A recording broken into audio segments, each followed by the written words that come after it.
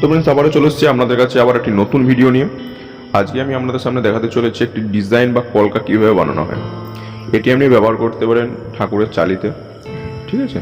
তো এই রকম কলকা রিলেটেড আর যদি ভিডিওগুলো দেখতে চান আই বাটনে ক্লিক করুন, অনেক রকম কলকা বানানোর ভিডিও দেখানো হয়েছে।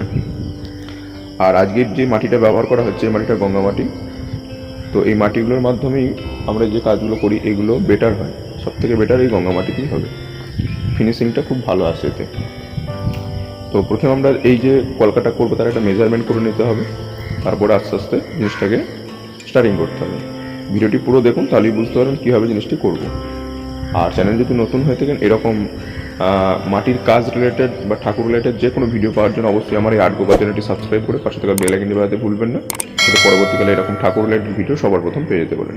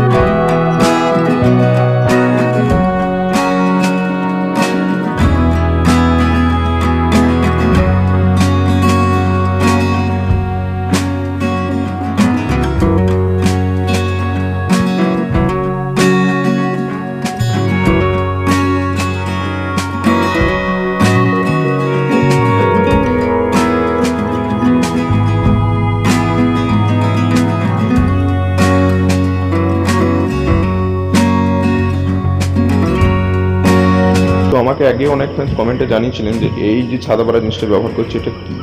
তো এটা হলো ফেনচক, ঠিক আছে। এটা দিলে আপনার কাজটা করতে সুবিধা হবে, ঠিক আছে।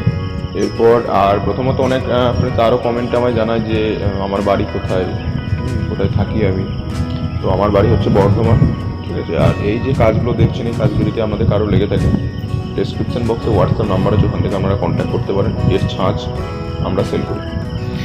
আর ডেলিভারির ব্যাপারটা সম্পূর্ণ অনলাইনের মাধ্যমে হবে। আপনি চাইলে এসেও নিয়ে যেতে পারেন, আবার হোম ডেলিভারিরও ব্যবস্থা আছে। ইন্ডিয়ার সমস্ত জায়গাতে আমাদের কাজ ডেলিভারি হবে, ঠিক আছে। আর আজকের ভিডিওটি যদি আপনাদের ভালো লেগে থাকে লাইক করবেন, কমেন্টে জানাবেন কেমন লেগেছে কলকারি কাজটি। আর চ্যানেল যদি নতুন হয়ে থাকেন এরকম ঠাকুর রিলেটেড ভিডিও পাওয়ার জন্য অবশ্যই আমার আর গোপাল চ্যানেলটি সাবস্ক্রাইব করে পাশে থাকা বেল আইকনটি বাজাতে ভুলবেন না।